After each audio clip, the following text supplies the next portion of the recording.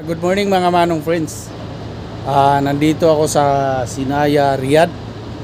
Kasi may pipick upin akong mga signboard dito sa area na to. Yan. At inantay ko lang magbukas dahil nga truck ban kahapon. Dumating ako dito ng bago mag alas 3. Tapos siyempre natulog muna ako dito ulit.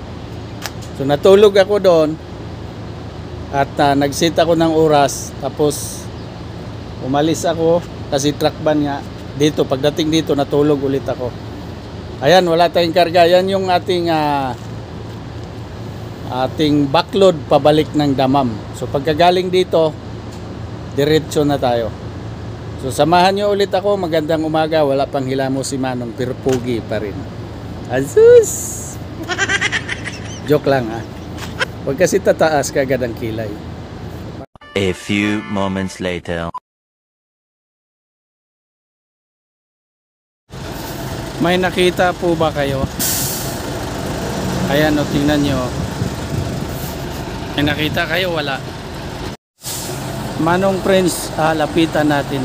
Halos hindi makita yung backload ko. Ayan o, kukunti.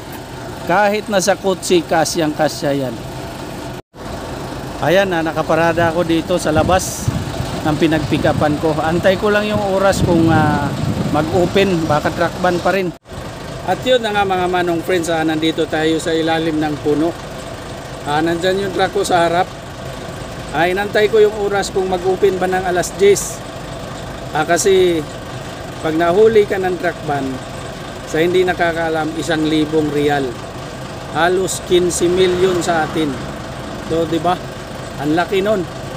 Kung hindi mag-open ng alas 10, magtiis tayo talaga hanggang alas 2 ng madaling araw saka mag-open. So, yun lang. Maraming salamat. Sa nakaabot sa dulo ng aking video, thank you.